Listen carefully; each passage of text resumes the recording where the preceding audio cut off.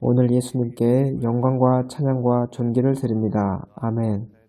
오늘 저는 예수님의 피에 대한 가르침을 마치고 이 가르침이 여러분에게 정말 큰 복이 되기를 기도합니다. 주님께서 이 땅에 오셨을 때 어떤 일이 일어났는지 여러분께 보여드리기를 원합니다. 주님께서 여러분들의 삶을 보호하시고 당신의 자녀들에게 복된 시기를 주기를 기도합니다. 우리가 주님의 피를 매일매일 우리 삶 속에 바를 때 우리는 놀라운 주님의 보호를 경험하게 될 것입니다.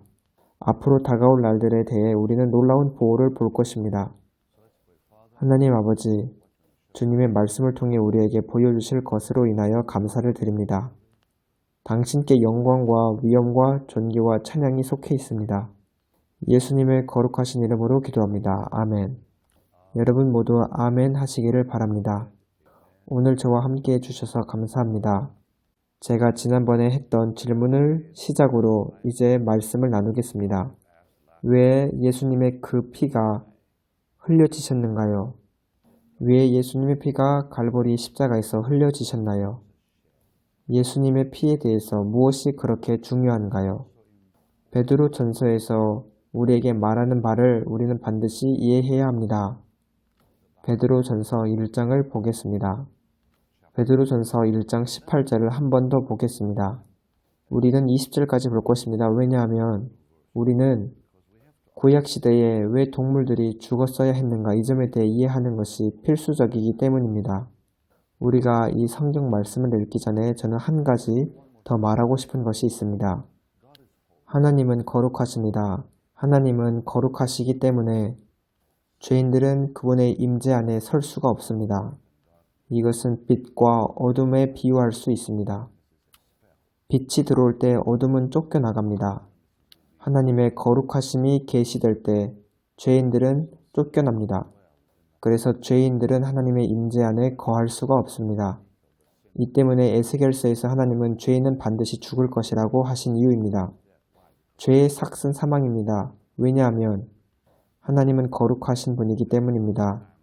제가 여러분에게 자주 말씀드렸던 비유를 다시 말하겠습니다. 여러분이 불이 꺼져 있는 캄캄한 방에 들어갈 때 여러분이 그 방에서 스위치를 켜면 불이 나와서 어둠을 쫓아냅니다. 하나님의 임재가 올 때 이와 같이 죄인들은 그곳에 설 수 없습니다. 그들은 심판받습니다. 왜냐하면 그 빛이 죄인들을 향한 하나님의 진노이기 때문입니다. 어둠이 쫓겨나가는 것처럼 죄인들도 쫓겨나갑니다. 그러나 전능하신 하나님은 그의 백성 이스라엘에게 말씀하셨습니다. 너희가 다른 이의 피를 드릴 때 내가 너를 받아들이겠다. 그래서 이것을 일명 대속물이라 부릅니다. 여러분들은 성경을 통해 죄의 삭은 사망이라는 것을 압니다. 또 하나님의 선물은 예수 그리스도를 통한 영생이라는 것도 압니다. 왜냐하면 예수님께서 우리 대신 십자가에서 죽으셨기 때문입니다. 그래서 우리가 예수님을 통해 나아갈 때 우리는 받아들여집니다. 구약시대에서는 짐승의 피를 통해 이스라엘이 하나님께 나아가 설 수 있었습니다. 그러나 이 모든 것은 모두 창세 전부터 시작된 것입니다. 예수 그리스도께서 창세 전에 하나님 마음 속에서 죽으셨을 때 그분의 피가 흘려지셨습니다. 하나님은 전능하시고 모든 것을 아십니다. 하나님은 미리 아담이 죄에 빠질 것을 보셨습니다. 하지만 아담이 타락하기 전에 이미 구속과 구원의 계획은 하나님 속에서 굳게 섰습니다. 영원 전부터 굳게 섰습니다. 왜냐하면 성경은 우리는 창세전에 하나님으로부터 선택받았다고 말씀하고 우리가 그분의 것이 되었다고 말씀하기 때문입니다. 에베소서 1장을 보면 우리는 창세전에 하나님의 구속을 받았습니다. 아담이 당신을 팔기 전에 하나님은 미리 당신을 사셨습니다.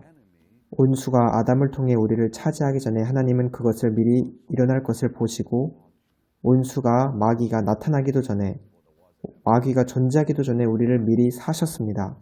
그래서 이것을 성부, 성자, 성령 하나님이 우리의 구원을 계획하신 영원한 언약이라고 부릅니다. 베드로 전서 1장 18절을 함께 보도록 하겠습니다. 너희가 알거니와 너희 조상이 물려준 헛된 행실에서 대속함을 받은 것은 은이나 금같이 없어질 것으로 된 것이 아니요 오직 흠없고 점없는 어린 양 같은 그리스도의 보배로운 피로 된 것이니라. 그는 창세 전부터 미리 알린 바 되시니나 이 말세에 너희를 위하여 나타내신 바 되었으니 이 말씀을 근거로 주님은 창세 전에 그분의 피를 흘리셨고 우리를 구속하셨음을 알 수 있습니다. 그래서 갈보리의 역사는 영원 전부터 시작했던 것을 완성시키기 위해 반드시 역사 속에서 일어났어야 하는 일이었습니다.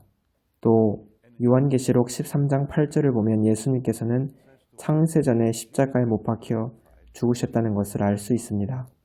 저는 이 말씀을 저번 시간에 여러분들과 나누었습니다. 이 말씀을 통해 여러분의 구원이 얼마나 귀중한지 이해하셨으면 좋겠습니다. 요한계시록 13장 8절입니다. 영어 성경을 번역해서 보면 창세전에 죽임을 당한 어린 양의 생명책의 이름이 기록되지 못하고 이 땅에 사는 자들은 다 그 짐승에게 경배하리라. 이렇게 되어 있습니다. 그래서 하나님께서 구원의 계획을 아담에게 도입하셨을 때 아담은 그 피가 이미 자신을 위해 흘려졌다는 것을 이해했습니다. 그리고 그의 속에는 믿음이 탄생하였고 그의 영혼의 구원을 그는 바라보게 되었습니다. 아벨도 마찬가지입니다. 하지만 가인은 하나님의 그 구원의 계획을 거절했습니다. 거절했기 때문에 피를 제물로 드리지 않았습니다. 아브라함이 약속의 땅에 왔을 때 그가 했던 첫 번째 일이 무엇입니까? 피를 드렸습니다. 노아는 어떻습니까? 노아가 방주에서 나왔을 때 그가 행했던 첫 번째 일은 피의 제물을 드리는 것이었습니다. 그는 제단을 구축했습니다. 왜냐하면 그들은 하나님께 나아가는 유일한 길이 피라는 것을 알았고 이해했기 때문입니다. 피를 통해서 구원이 온다는 것을 이해했습니다. 그래서 그들은 십자가를 고대하게 된 것입니다. 주님께서는 아브라함이 나의 날을 보았다고 하셨습니다. 그리고 기뻐했다고 말씀하십니다. 아브라함이 이삭에게 주님께서 직접 어린 양을 준비하실 것이다 라고 하셨는데 그는 십자가를 말한 것이었습니다. 그리고 그것을 여호와 이레라고 불렀습니다. 여호와 이레의 뜻은 여호와께서 보여질 것이다 라는 의미입니다. 이것이 진짜 의미입니다. 여호와가 보일 것이다. 그래서 예수님은 아브라함이 나의 날을 보고 즐거워했다라고 말씀한 것입니다. 모세도 십자가를 바라보고 애굽의 모든 보화를 저버렸습니다. 우리는 이 점을 성경에서 계속 볼 수 있습니다. 구약의 모든 성도들은 보혈의 능력을 알았습니다. 피를 통해서 하나님이 자신을 받아들이신다는 것을 알았습니다. 노아도 제단을 쌓았고 아브라함도 또 이삭도 제단을 쌓았습니다. 그리고 피를 드렸습니다. 야곱이 라반 집에서 돌아왔을 때 그가 무엇을 했습니까? 그도 하나님께 피를 드렸습니다. 모세는 무엇을 했습니까? 성경은 아주 강력한 것을 말하는데 모세는 이스라엘 전체 민족을 위해 피를 바르는 일을 했습니다. 여러분이 출애굽기 24장을 보면 그 피가 민족 전체에게 발라졌다는 것을 볼 수 있을 겁니다. 그 후에 하나님께서는 내가 너희와 함께 거할 성소를 지으라고 말씀하십니다. 피가 발라지는 순간 하나님은 모세에게 내가 이제 내려갈 것이다 이렇게 말씀하십니다. 그 전에는 모세가 위로 산으로 올라갔어야 했습니다. 하지만 이제는 하나님이 내려오셔서 그들과 함께 거하시겠다고 하십니다. 그 이유는 피 때문입니다. 성막에서 피는 출입문부터 언약궤까지 다 발라졌습니다. 대제사장이 1년에 한 번 들어갈 때 거기에는 피의 흐름이 있었습니다. 모든 기구에는 피가 발라져 있었습니다. 모세는 성막 전체에 피를 발랐고 매년 대제사장이 거기 안으로 들어갈 때 언약궤 위에 놓여진 시은좌의 피를 발랐습니다. 그 시은좌에 있는 피는 제거되지 않았고 깨끗하게 되지 않았고 매년 그 피는 덮어져 갔습니다. 그리고 하나님의 영광은 그 피를 통해 보여졌습니다. 바깥들에서는 태양빛이 비쳐서 거기에 있는 사람들은 자신이 무슨 일을 하는지 알 수 있었습니다. 하지만 성소에는 등잔대가 있어서 거기에서 빛이 나왔습니다. 하지만 지성소에는 등잔대도 없고 태양빛도 없습니다. 어떻게 그들이 주위를 분별하며 거기에서 돌아다닐 수 있었을까요? 지성소에는 4가지의 가죽들로 덮여져 있었습니다. 어떻게 대제사장이 빛도 없는 곳에서 일을 할 수 있었을까요? 그리고 지성소에는 계속 향이 올라가서 대제사장이 들어갔을 때 그는 안개 같은 것만 보였을 겁니다. 지성소에는 태양빛도 없고 등잔도 없습니다. 하지만 그 피를 통해 있는 언약궤 위에 씌은 자에서 빛이 나왔습니다. 그 피를 통해 하나님의 영광의 빛이 비추었습니다. 그래서 피 안에는 능력과 빛과 영광이 있다는 것을 알아야 합니다. 아담이 죄를 짓자 하나님의 영광이 떠났고 하나님께서는 오셔서 그에게 피로 덮으셨습니다. 이를 통해 아담에게 영광이 다시 되돌아오도록 한 것입니다. 이 영광은 구속을 통해 옵니다. 하나님의 말씀은 아주 놀라운 것을 말합니다. 예수님의 피는 역사 속에서 흘려지심으로써 영원 전에 있었던 하나님의 계획을 성취하셨습니다. 주님께서 다 이루었다 하실 때 이것은 무슨 의미였을까요? 이 말은 영원 전에 시작했던 것이 이제 역사 가운데서 완전하게 되었다라는 의미입니다. 예수님께서 다 이루었다 하실 때 하나님의 계획은 완전하게 끝났습니다. 그래서 제가 여러 번 말씀드렸지만 하나님께서 동물의 피를 볼 때 하나님은 동물의 피를 보신 것이 아닙니다. 하나님께서는 이사야 1장 11절에 짐승의 피에 있어서는 어떠한 기쁨도 가지지 않는다고 말씀하십니다. 왜냐하면 짐승의 피는 죄를 제거할 수 없기 때문입니다. 하지만 하나님이 짐승의 피를 볼 때 하나님은 이미 자신의 마음속에서 흘려지신 예수님의 피를 보셨습니다. 그래서 그 동물 제사를 받으셨던 겁니다. 우리가 히브리서에서 읽은 것처럼 짐승의 피는 죄를 없이 하지 못합니다. 그러나 그 짐승의 피를 보신 것이 아니라 이미 예수님의 흘려주신 피를 보고 그 제사를 받으신 겁니다. 여호와께서 말씀하시되 너희의 무수한 재물이 내게 무엇이 유익하뇨? 나는 순양의 번제와 살찐 짐승의 기름에 배불렀고 나는 수송아지나 어린 양이나 수렴소의 피를 기뻐하지 아니하노라. 그러나 전능하신 하나님께서는 그 동물들의 피 안에서 그의 마음속에서 이미 흘려지신 그분의 아들의 피를 보았습니다. 이 때문에 그 짐승의 피를 받으신 것입니다. 에레미야 31장에서 또 아주 놀라운 말씀을 합니다. 에레미야 31장 31절을 보고 그 후에 에스겔 2장을 보겠습니다. 여호와의 말씀이니라. 보라, 날이 이르리니 내가 이스라엘 집과 유다 집에 새 언약을 맺으리라. 이 언약은 내가 그들의 조상들의 손을 잡고 애굽 땅에서 인도하여 내던 날에 맺은 것과 같지 아니할 것은 내가 그들의 남편이 되었어도 그들이 내 언약을 깨뜨렸음이라. 여호와의 말씀이니라.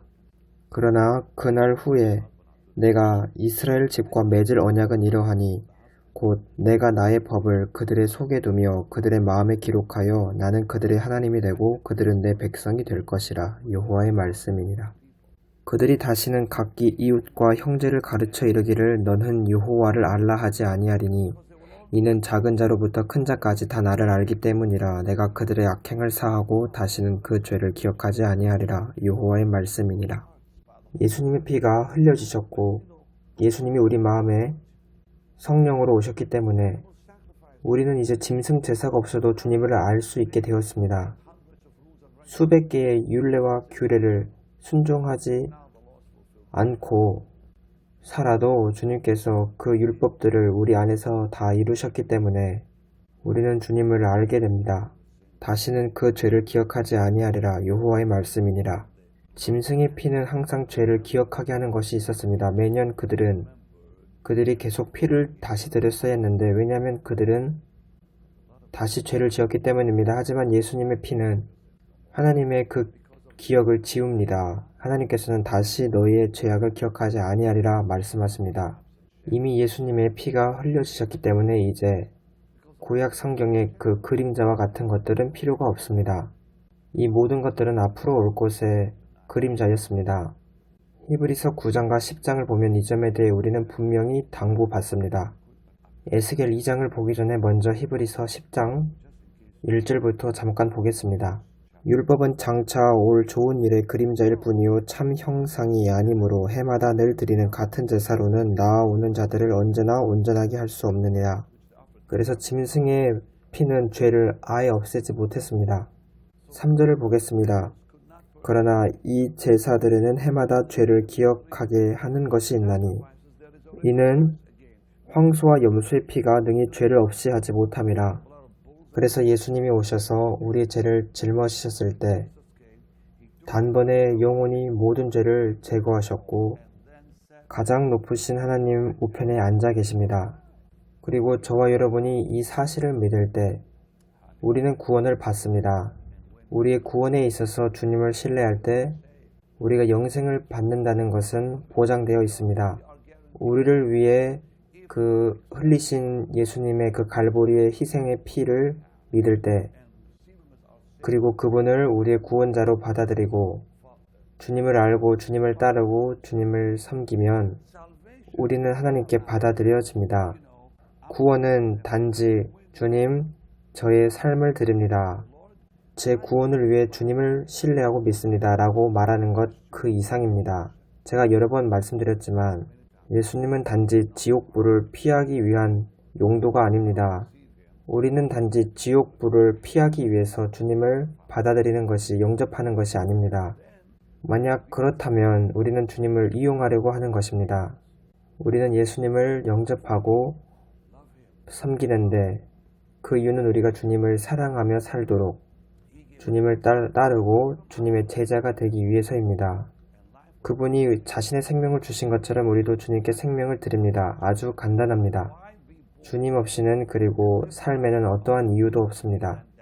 왜 우리가 이 땅에 태어나 엄청난 어려움과 역경스러운 삶을 산 다음에 죽습니까? 단지 이런 것들을 위해 산다면 우리의 삶은 어떠한 의미도 없습니다. 우리는 주님을 알기 위해 태어났고 주님께 가서 주님을 만나기 위해 태어났습니다. 그리고 예수님을 따르기 위해 태어났습니다. 당신의 어머니와 아버지가 당신을 이 땅에 태어나게 하는 데에 유일한 이유가 있다면 그것은 여러분으로 하여금 예수님을 만나고 예수님을 따르게 하기 위함입니다. 아주 간단합니다. 에스겔 36장 25절입니다. 맑은 물을 너희에게 뿌려서 너희로 정결하게 하되 곧 너희 모든 더러운 것에서와 모든 우상숭배에서 너희를 정결하게 할 것이며 또 새 영을 너희 속에 두고 새 마음을 너희에게 주되 너희 육신에서 굳은 마음을 제거하고 부드러운 마음을 줄 것이며 또 내 영을 너희 속에 두어 너희로 내 율례를 행하게 하리니 너희가 내 규례를 지켜 행할지라. 그래서 이것은 더 이상 하나님을 기쁘게 하기 위해서 내가 무언가를 노력하는 것에 관한 것이 아닙니다. 하나님께서 나를 성령님으로 채우시고 또 하나님께서 나로 하여금 그분의 말씀을 지켜 행하게 하십니다. 또 내 영을 너희 속에 두어 너희로 내 율례를 행하게 하리니 너희가 내 규례를 지켜 행할지라. 그래서 그리스도인의 삶은 그것을 살아내기 위해서 노력하는 것이 아닙니다. 그리스도인의 삶은 주님께 항복하는 것입니다. 주님은 저와 여러분의 삶 속에서 또 저와 여러분을 통해서 그분의 삶을 사십니다.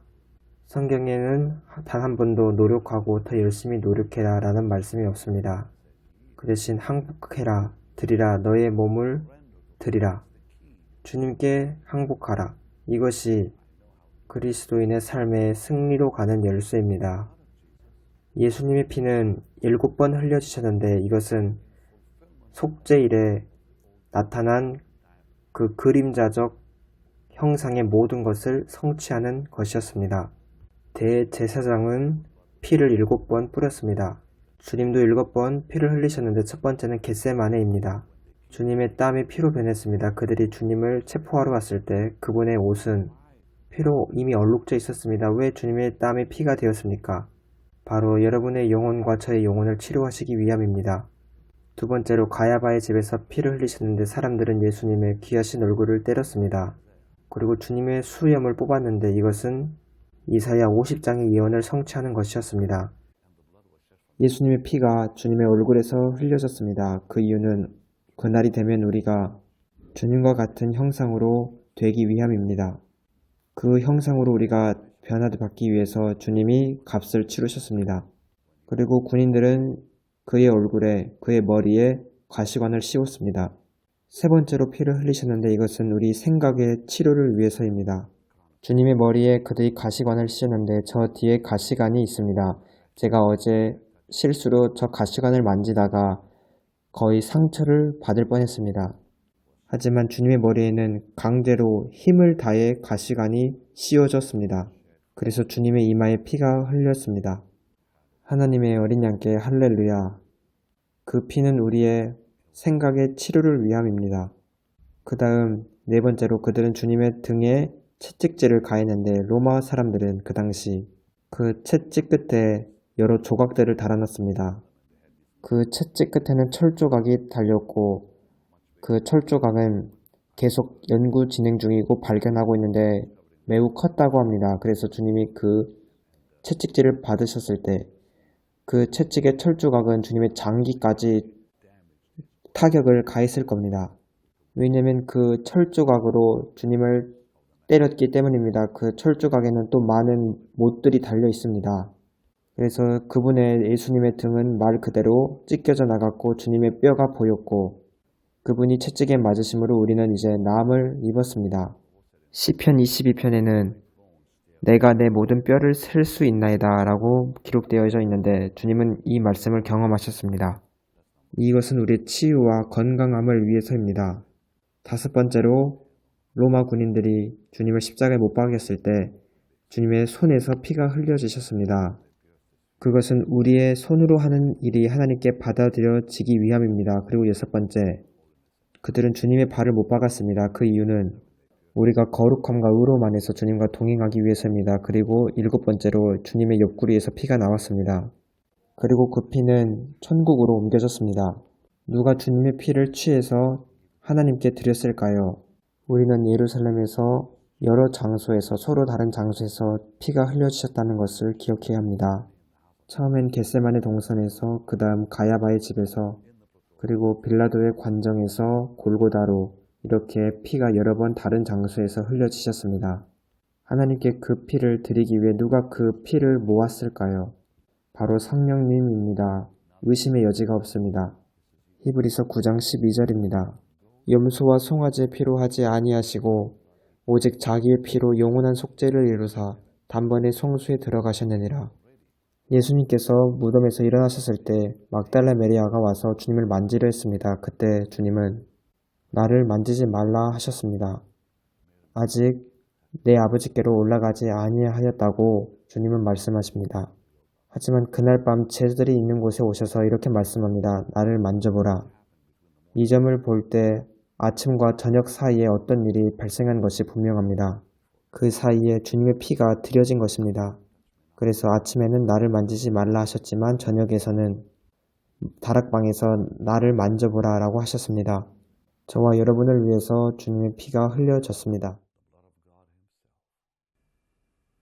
Lord, come on, let's bless him. Lord, I thank you for the blood you shed on Calvary's cross.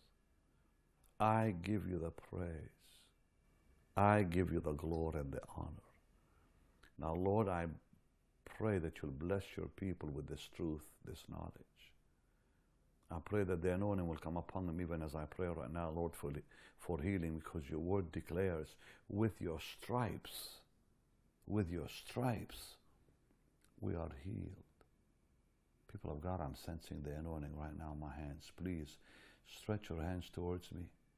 Come and touch the screen if you can, or if you're using your phone, just put your hand on your phone.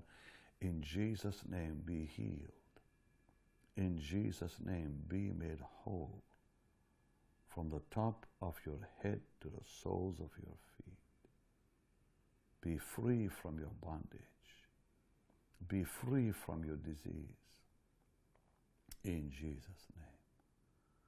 Lord, bless them now, and I pray that you'll cover them with your blood.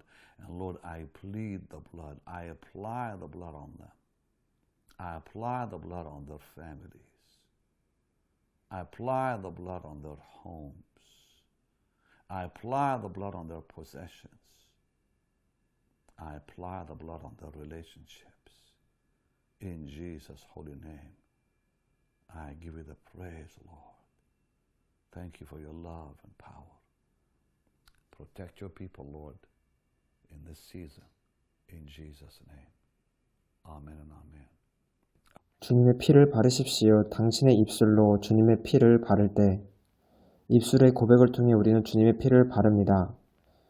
예수님의 피에는 능력이 있고 우리가 주님의 피를 바를 때 마귀가 떠나갑니다. 주님의 피를 바르는 것을 잊지 마세요. 여러분에게 이 사실을 상기시켜 드릴 수 있어서 저는 기쁩니다. 주님, 그리고 이들을 재정적으로 축복하소서. 전능하신 하나님은 여러분을 복주시기 원합니다. 이것은 주님의 말씀입니다. 이것은 주님의 말씀이고 약속입니다. 믿는 자들에게는 번영함과 보호가 있습니다. 그러기 위해서 우리는 올바르고 적절하게 살아야 합니다. 성경은 우리가 그의 나라와 그의 의를 구할 때 이 모든 것이 더해진다고 말씀합니다. 먼저 하나님의 나라와 그분의 의를 구하십시오. 그러면 이 모든 것들이 여러분들에게 더해질 것입니다. 왜냐하면 하나님께서는 여러분의 일상의 필요에 대해 관심을 기울이시기 때문입니다. 주 예수님의 이름으로 오늘 축복을 받을지어다. 당신이 만지는 모든 것마다 복되고 형통하기를 기도합니다. 예수님의 이름으로 기도합니다.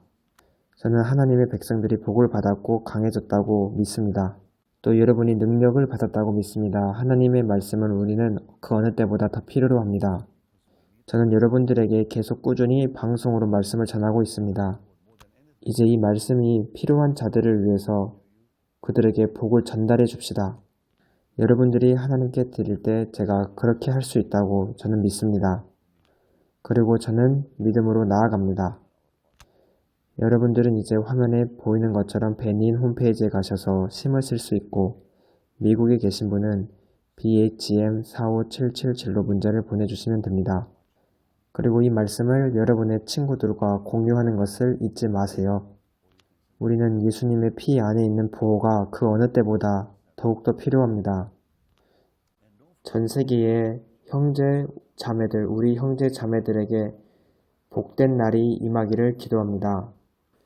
여러분들께 많은 사랑을 드립니다. 여러분의 재정적 축복을 위해서 기도하겠습니다. 주님, 주님의 백성들을, 교회들을, 전 세계에 있는 교회들을 복주시옵소서. 예수님 이름으로 기도합니다. 아멘. 여러분에게 많은 사랑을 드립니다. 샬롬.